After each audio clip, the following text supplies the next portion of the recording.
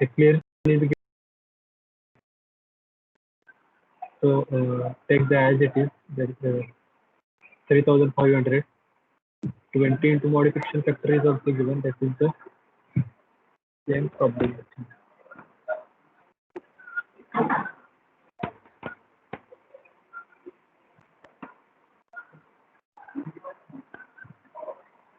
Same problem was master effective.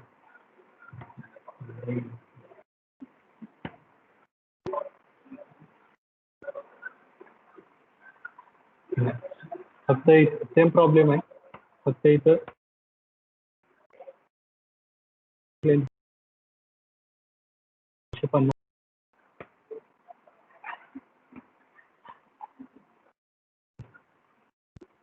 ठीक आहे. Cover अजून केला 20 mm, ओव्हरऑल डेप्थ काढली D plus cover plus diameter divided by 2.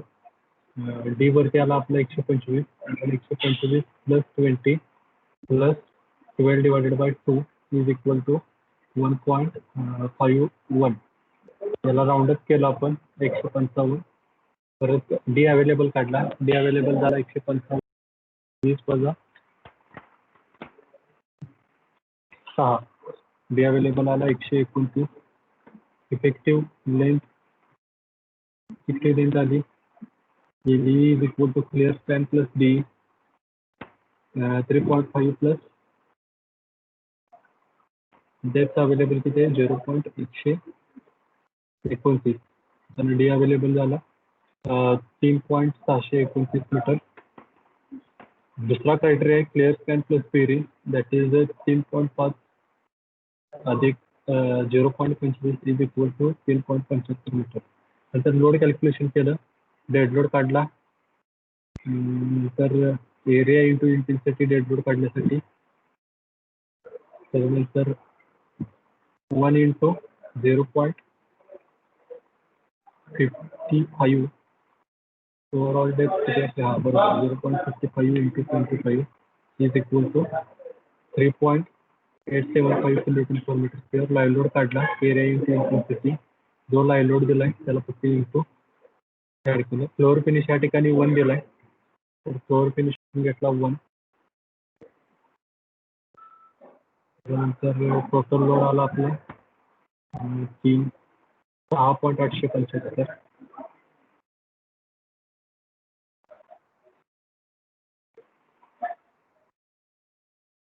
त्याला फॅक्टरड केला 1.5 ने मल्टिप्लाय करून किती आला मग. हॅलो हा हॅलो सर, ती क्लिअर स्पॅन प्लस ती डेप्थ इफेक्टिव्ह डेप्थ घ्यायची नाही ना, हा ओव्हरऑल डेप्थ घ्यायची ना. नाही इथं घेताना इफेक्टिव्ह डेप्थ घ्यायची आहे. Clear span plus effective depth. Effective depth किती आपली 129. त्याला इथं 0.129 EMM मध्ये मीटरमध्ये 0.129 केली. मागल्या प्रॉब्लेमला आपण ओव्हरऑल डेप्थ सांगितली. ओव्हरऑल किती एक मिनिट बघ.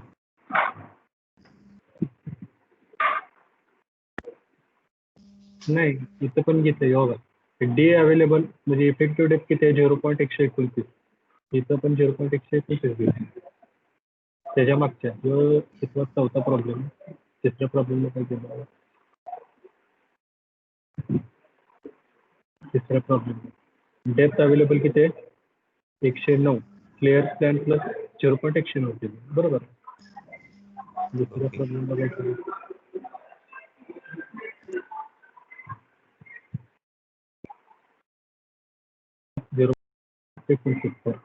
तिथं पण तेच केलं 3000 प्लस 0.1, बरोबर आहे ना.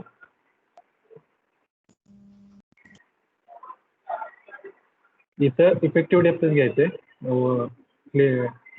इफेक्टिव्ह लेंथ काढताना इफेक्टिव्ह डेप्थ घ्यायचे. ठीक आहे. 1.5 आलेल्या व्हॅल्यूला मल्टिप्लाय करा, म्हणजे 0.675 इंटू 1.5 6.875 सर बेरिंग 0.23. हा बेरिंग पॉईंट हा बरोबर 0.23. 0.23 पाहिजे बरोबर.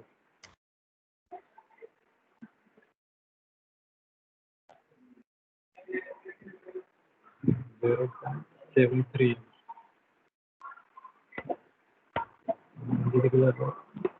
10.31 फॅक्टरड लोड झाला 10.31.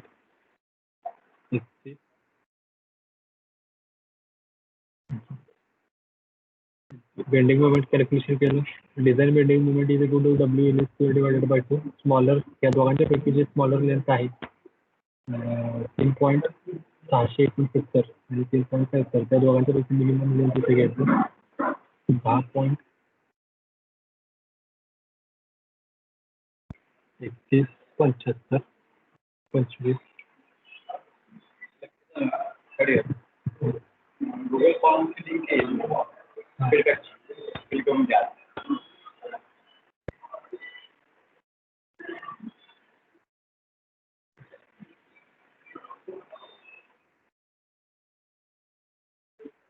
.629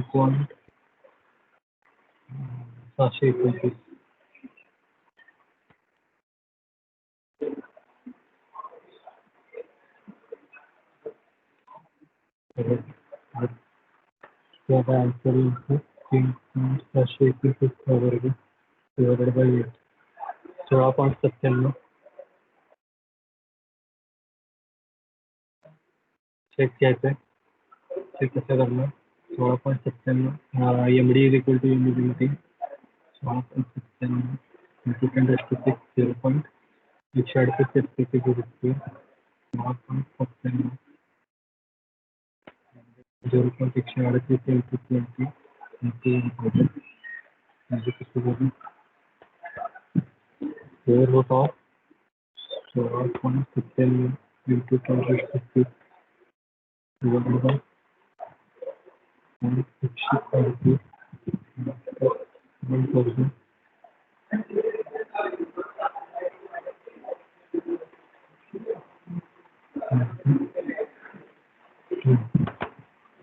78.41.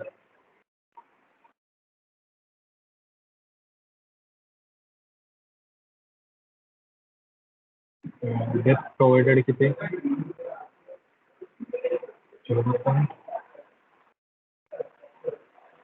129 आणि डेप्थ रिक्वायर्ड 78.41 0.25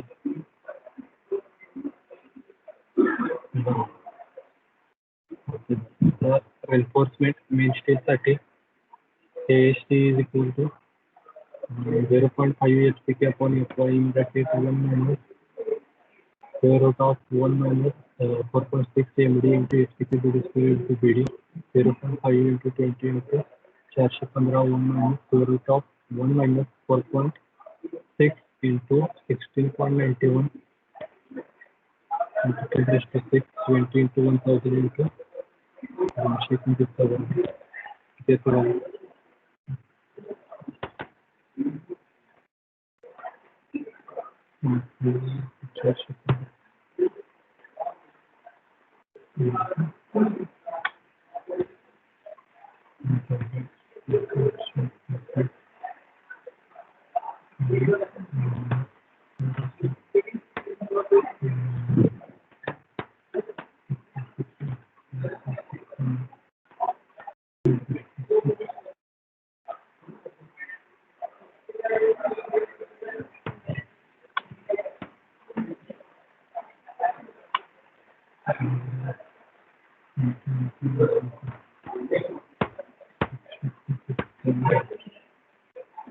तीनशे 87.38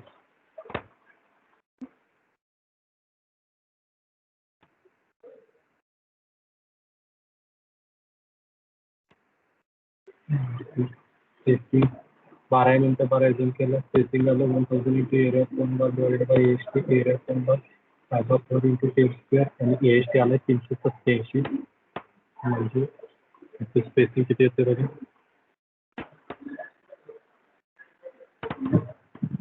12 5 4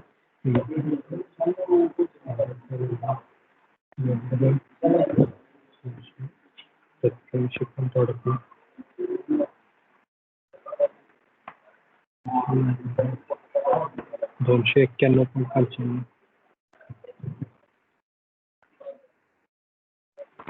केले राउंड अप केले 295 सॉरी राउंड अप करून मॅक्सिमम स्पेसिंग 3D और 300 3 इंटू 129 म्हणजे 387.3 डिस्ट्रीब्यूशन स्टील FE 250 आहे म्हणजे डिस्ट्रीब्यूशन 15 आणि आता आपल्याकडे 415 आहे कारण 0.12% ऑफ AG असं घ्यायचं आहे AST is equal to 0.12% of AG 0.12 divided by 100 into 1000 into 155 म्हणजे झालं 196 स्पेसिंग 5 इंचच्या डायमीटर मार्कसाठी spacing is equal to 1000 into area of one bar divided by AST 1000 into pi by 4 into d square divided by AST spacing केलं 152.01 त्याचे 150 पाहिजे केलं maximum spacing 5D of 450 5D म्हणजे किती झालं 5 into 129 450 म्हणजे 545 450 150 आपलं 150 हे सगळ्यात मिनिमम 150 आपण ठीक आहे या ठिकाणी प्रॉब्लेम सांगतोय फक्त एक स्केच काढायचा आहे सगळ्याची डिस्ट्रीब्युशन CST ला AST किती घेत असते काय झालं डिस्ट्रीब्युशन AST किती आवाज क्लिअर आहे तुमचा तर डिस्ट्रीब्युशन ला AST किती घेत असते स्पेसिंग साठी स्पेसिंगसाठी इथं आपण काढलाय बघा डिस्ट्रीब्युशन स्टील म्हणतो फॉर डिस्ट्रीब्युशन स्टील तर इथं दोन क्रायटेरिया आहेत एक टॉर्च स्टील आहे का माइल्ड स्टील आहे काय माइल्ड स्टीलसाठी म्हणजे FE जर 250 जर म्हणलं असेल तर AST किती घ्यायचं आहे तर 0.15% ग्रॉस एरियाच्या आणि जर टॉर्च स्टील असेल म्हणजे 415 किंवा 500 AST असेल तर त्याच्यासाठी 0.12 ऑफ AG आता आपल्याला प्रॉब्लेमला किती दिलंय प्रॉब्लेमला स्टील दिले 415 बरोबर आहे का मग आपल्याला दुसरा क्रायटेरिया फॉलो करावा लागेल 0.12% ऑफ AG म्हणजे काय केलं 0.12 डिवायडेड बाय 100 इंटू 1000 आणि 1000 ग्रॉस एरिया कसा काढायचा तर लांबी गुणिले रुंदी लांबी किती आहे तर 1000 आणि रुंदी किती आहे तर 155 काय आहे तर ओव्हरऑल डेप्थ आणि ही एका मीटरसाठी आपण काढवलं नंतर इथं 1000 इंटू 155 ह्या दोघांचा गुणाकार हे झालं त्याचा ग्रॉस एरिया आणि 0.12% म्हणजे त्याच्यात किती आलं तर 186 आणि हे जे 186 ते तर AST म्हणून घ्यायचं थँक्यू सर अजून काय शिल्पक झालं आता MSBTच्या मॉडेल आन्सर मध्ये कसं सोडवलं एक्झाम्पलला बघूया आपण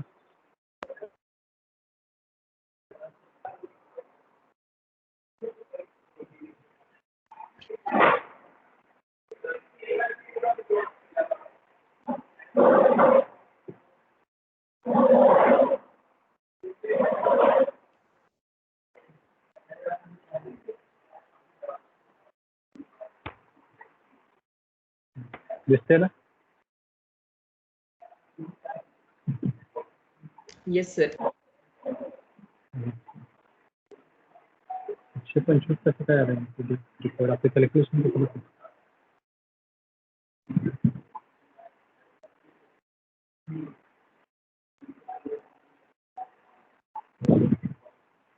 आपलं पण 125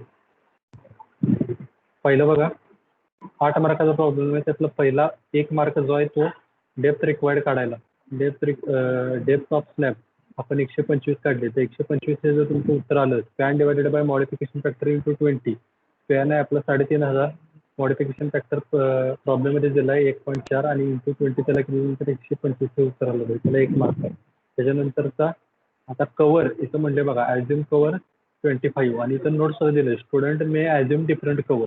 त्याला कव्हरचा इथं काही मॅटर नाही, 20 घ्या 25 घ्या, पण तुम्ही त्यामध्ये 1000 mm घेतलेला 1000 mm घेऊन चालणार नाही. जी रेंज आहे जास्तीत जास्त हे 25च घ्यायचं आहे, कमीत कमी 20 घ्यायचं आहे. 20 किंवा 25 तुम्ही फॉलो करा. ठीक आहे. तर आपण नेहमी म्हणजे 20 घेतोय. 20 जर घेतलं तर हे टोटल तुमचं होते. आता इथं डायमीटर ऑफ पार इथं एक त्यांची स्टेप स्किप झालेली आहे. पाय बाय 2 ह्याच्यामध्ये ऍड करायला पाहिजे होतं. 125 प्लस 20. आता यांनी π/2 ऍड केलेलं नाही, कारण का आपलं कव्हर 20 आहे आणि यांचं 25 आहे म्हणताना यांनी π/2 ऍड केलेलं नाही. ते डायरेक्टली राऊंड अप करून तुम्ही ते π/2 आहे ते ह्या 25 मध्ये त्यांनी कन्सिडर केलेलं आहे. ठीक आहे. पण ते करायला लागते. जरी 25 घेतला तुम्ही कव्हर 25 mm जरी घेतला तरी इथं π/2 म्हणजे 12/2 हे ऍड करावंच लागते. म्हणजे इथं तुमचं 156 काहीतरी ओव्हरऑल डेप्थ येणार. आलं लक्षात? ठीक आहे. ओके. इफेक्टिव्ह स्पॅन त्यानंतर फाइंड आउट केला clear span plus depth provided. Depth provided किती केलं तुम्ही 0.125 बरोबर.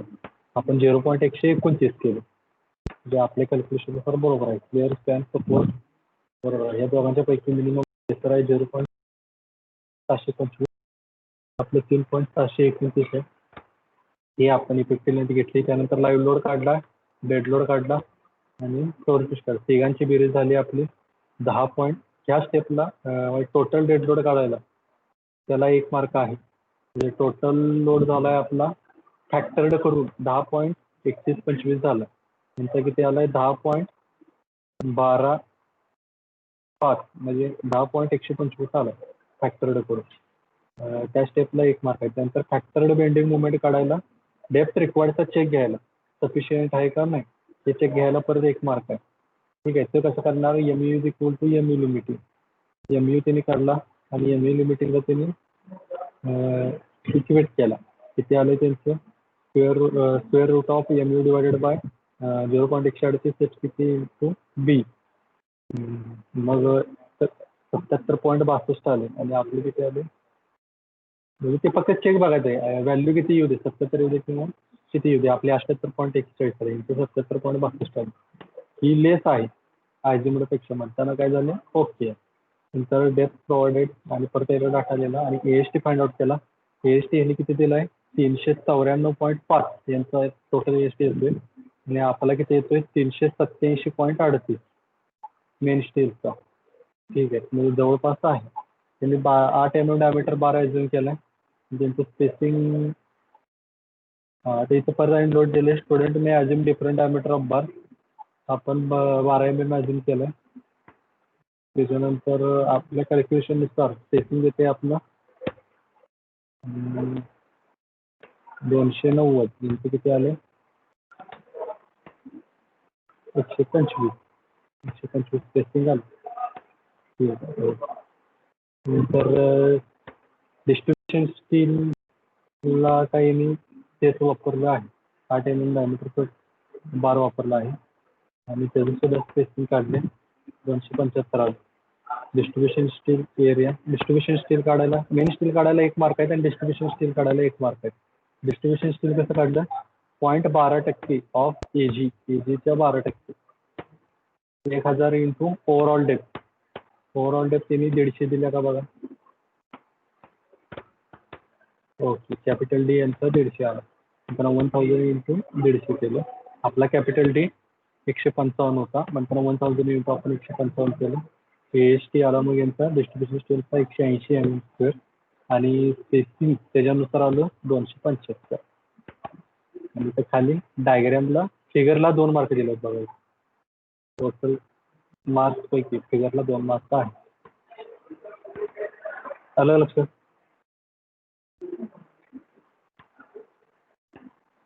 Yes sir. नेक्स्ट इयर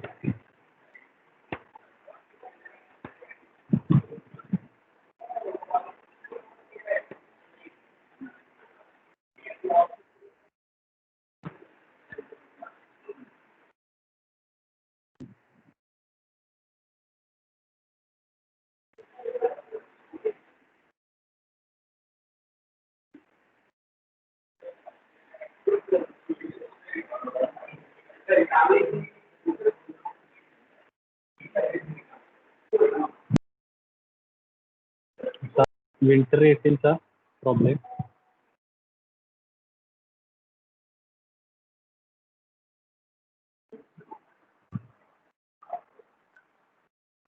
कोणताही प्रॉब्लेम घ्या, प्रत्येक प्रॉब्लेमला ह्याच स्टेप असणार आहे, काही सुद्धा फरक नाही. ठीक आहे.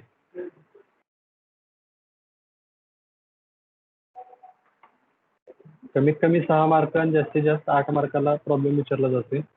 त्याला 6 मार्काचा जरी विचारला तरी 6 मार्क फुकट दिल्या जात आहे. काही सुद्धा करायचं नाही. 5 ते 7 स्टेप आहेत. ते स्टेप फक्त सोडवायचे आणि 6 पैकी 6 मार्क घेऊन जायचे. सर जरा वर घ्या की 5वा प्रॉब्लेम दाखवा. एकच मिनिट.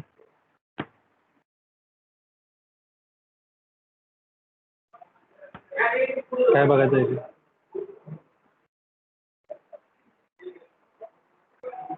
स्टेप 1 पासून दाखवा की. लिहिलं नाही घाल.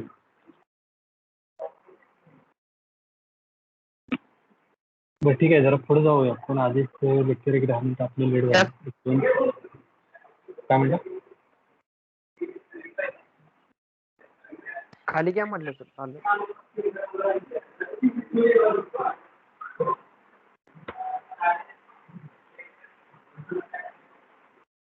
घ्या सर आणि खाली.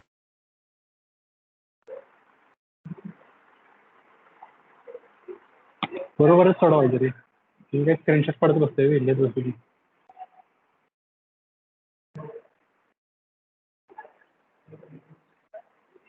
ओके, आता बघा डेप्थ कॅल्क्युलेशन. पहिल्यांदा पॅसेज दिलाय. The passage 3 meter wide is supported with thick side wall. It carries superimposed load of 4 kilonewton per square meter, including floor finish. Design one way slab using M20 concrete and Fe 415 steel. Take modification factor for 1.4 page the cross section along with showing the span reinforcement detail. Check not required. ठीक आहे, सोपं आहे का? हो. बरं ठीक आहे. प्रत्येकाने एक एक स्टेप सांगायची. फॉर ऑल स्टेप नंबर 1 काय सांग?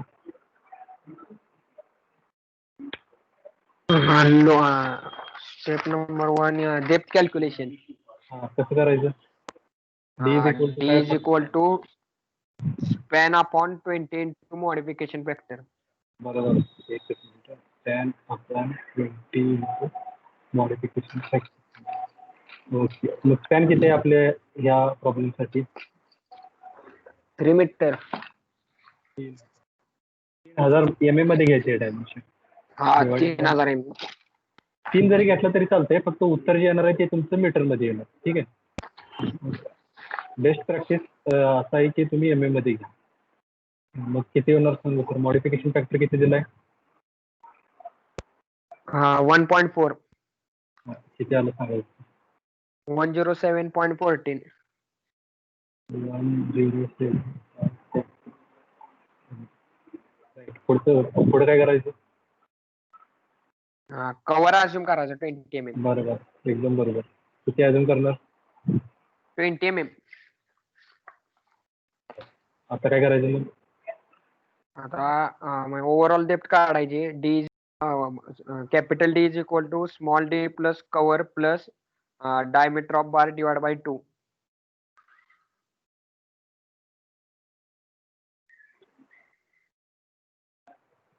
बरोबर. पुढचं सांग. आता स्मॉल डी किती आलाय? 107.14 प्लस 20. प्लस आणि डायमीटर बारचं डायमीटर अजूम करायचं 12 mm. तुम्ही किती करू शकताय? जनरली आपण प्रॅक्टिस साठी 12 mm करतो. ठीक आहे. किती आलं कॅल्क्युलेशन? $133.14.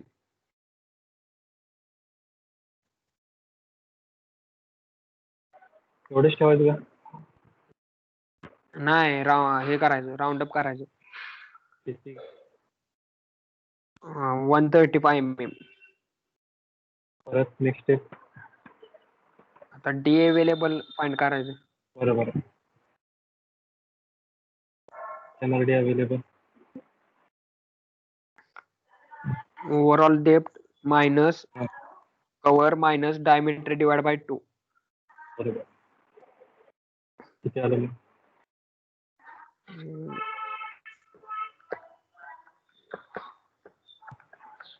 109. बरोबर. झाली का इथे पहिली स्टेप संपली का? आता सर ती effective length is minimum of following ती. बरं ठीक चालेल. यानी इफेक्टिव्ह लेंथ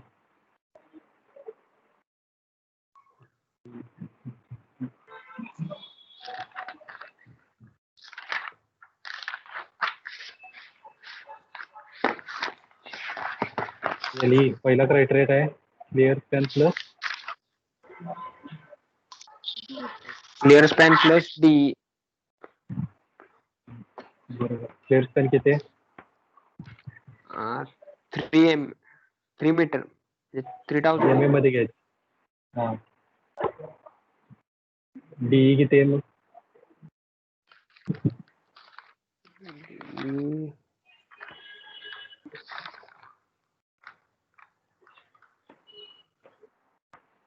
0.23. हा नाही. काय? नाही सर 0.109. 0.109. एक तर एम एम मध्ये घ्या नाहीतर मीटर मध्ये घ्या. 3000 जर तुम्ही एम एम मध्ये घेतला असाल तर हे सुद्धा एम एम मध्ये घ्यायचं. म्हणजे किती झालं? 109 झाली. लक्षात. 109. त्या बारीक सारीक चूक आहेत. समजून घ्या. किती झालं सांगा मग? 3000 109. तर दुसरा criteria L is equal to clear span plus bearing. बरोबर. क्लिअर स्पॅन 3000 प्लस बेअरिंग किती बेरिंग 230 mm. आहे का नक्की? हो.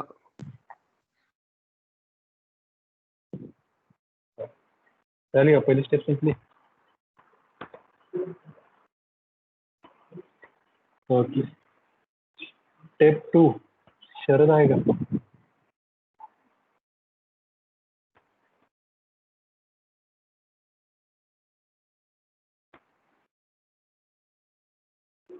हॅलो शरद.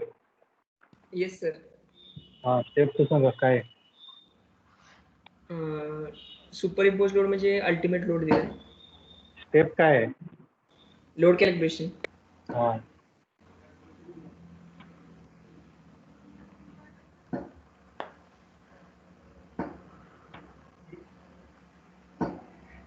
कॅल्क्युलेशन. हा काय करणार त्याच्यामध्ये आता सांगा. पहिल्यांदा डेड लोड काढणार का? नाही ऑलरेडी दिलाय super impose load. Super impose load म्हणजे तो लाईव्ह लोड असतो. डेड लोड हा तुम्हाला फाइंड आउट करावा लागतो. डेड लोड 1 इंटू हा. मीटर मध्ये घेतोय.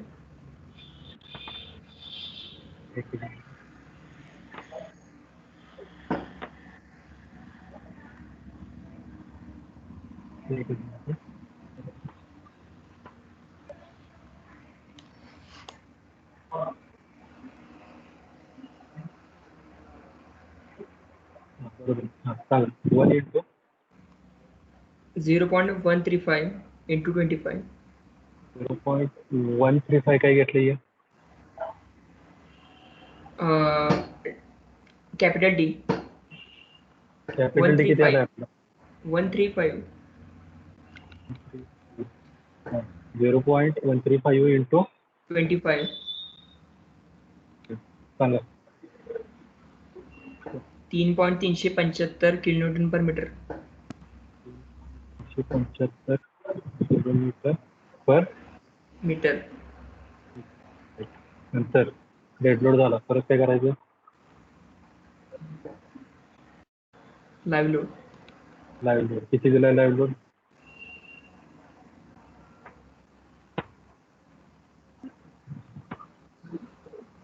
नाही दिला. दिलाय की सुपर इम्पोजेड लोड आहे की नाही मला सांगितलं. सुपर इम्पोजेड लोड म्हणजेच लाईव्ह लोड आणि परत याच्या पुढे वाक्य तिने वापरले इन्क्लुडिंग Including फ्लोअर पिच आलं लक्षात? म्हणजे फ्लोअर प्लेनिश sorry F F plus L L या दोघांची बेरीज ही 4 किलोमीटर पर आहे. आलं का? 4x1 म्हणजे Live load. Live load plus floor finish is equal to 1 into 4 असं होणार. आणि इंटू 1 नाही 1 असं होणार बरोबर. म्हणजे 4 किलोमीटर kilonewton per meter. आलं लक्षात? Yes sir. हां. आता काय करायचं मग? Addition टोटल लोड काढायचं. झाला 7.375 7.375. आता काय करायचं? factor factor W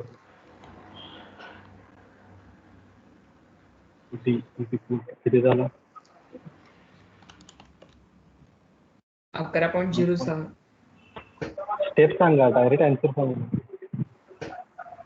factor total load into 1.5 हां म्हणजे 7.375 इंटू 1.5 किती आलं? 11.06 06 kilonewton per meter. झाली का? शिकली का? हो. शिवमाळी आहे का?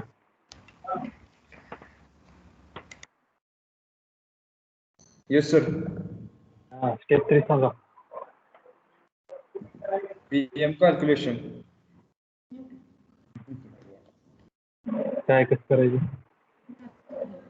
WD movement is equal to WD is equal to WD into S span square upon 8.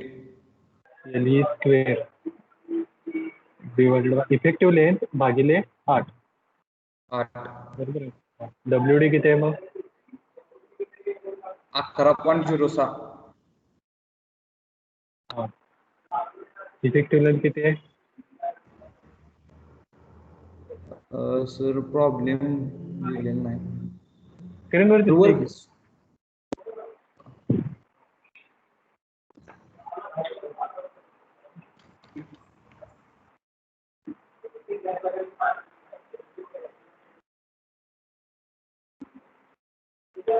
Uh, 3.109.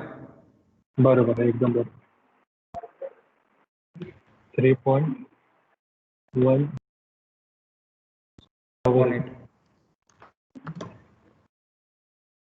चला सांगा.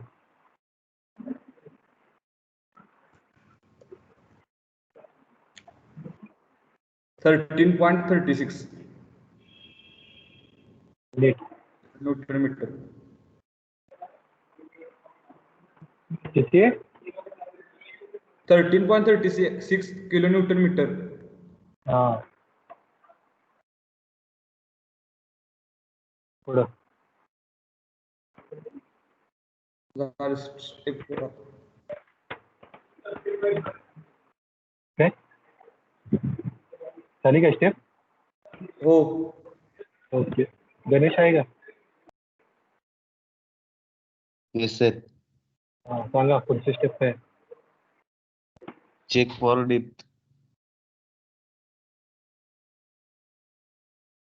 काय कसं करायचं? Millimetre. WD is equal to सांगा. 13.36 into 10⁻⁶. 36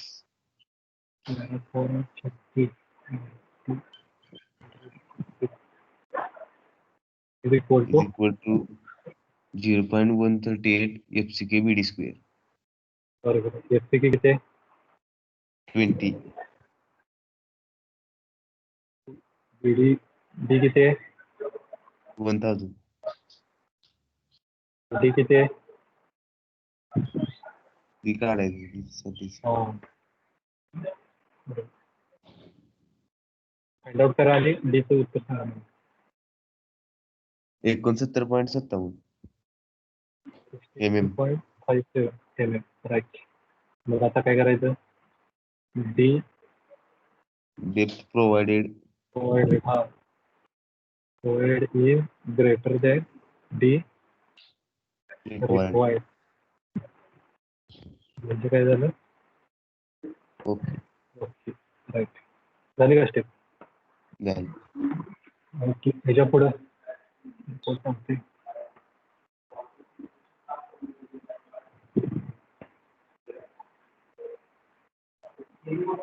तुम्हाला आहे का?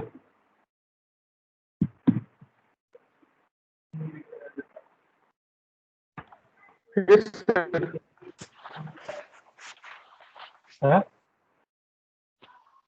Hi, sir. हा, सांगा. स्टेप नंबर 5 काय आहे? Reinforcement find बरोबर आहे. कसं काढलं? AST formula. AST काय formula? 0.5 FCK. 0.5 FCK divided by y into हा. bracket 1 minus under root 1 minus 4.6 into MD divided by FCK into BD square bracket complete into BD. हा, सगळ्याच्या व्हॅल्यू टाका त्याच्यामध्ये आणि काय येते फायनल आन्सर करू.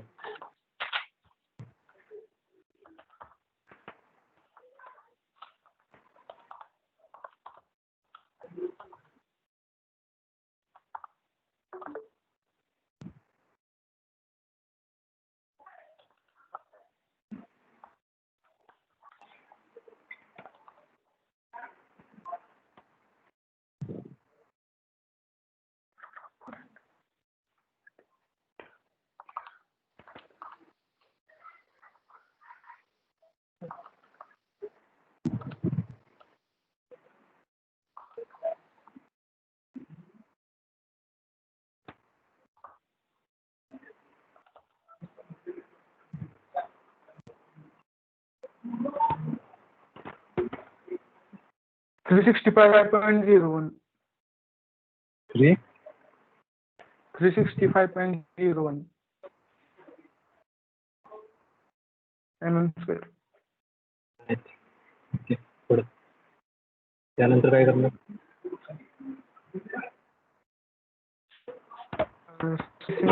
Assume करायचं. काय करायचं?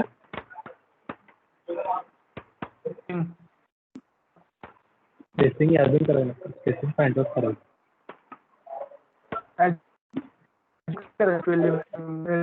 हा, बारचं डायमीटर अजून करायचं. Spacing 1000 into area of 1 are divided by AST. Spacing is equal to 1000 into area of 1 bar divided by AST into 1000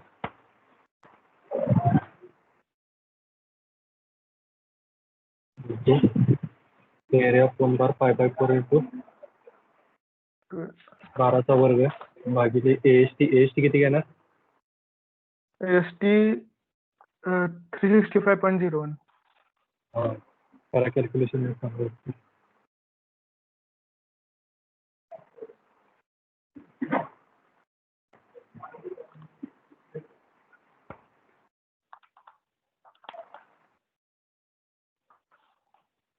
309.84 mm. 309.84 mm.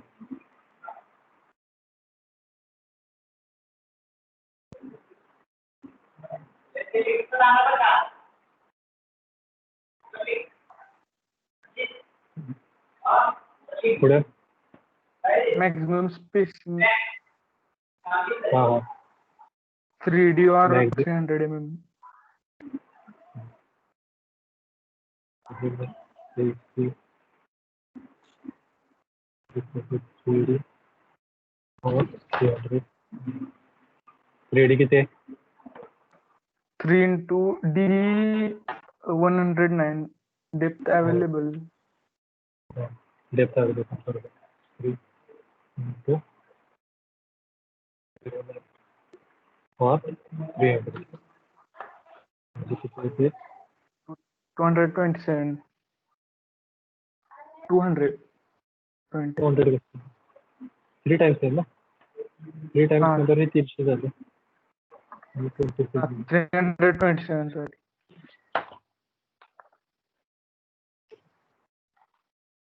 Maximum हां परत For distribution will ठीक आहे जमली का मग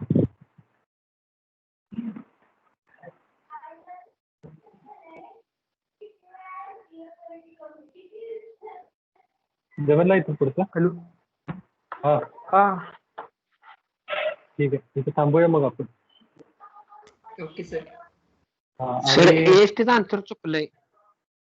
ASTचा आन्सर किती किती आला पाहिजे 2 मिनिटं सर सांगतो. 365.01.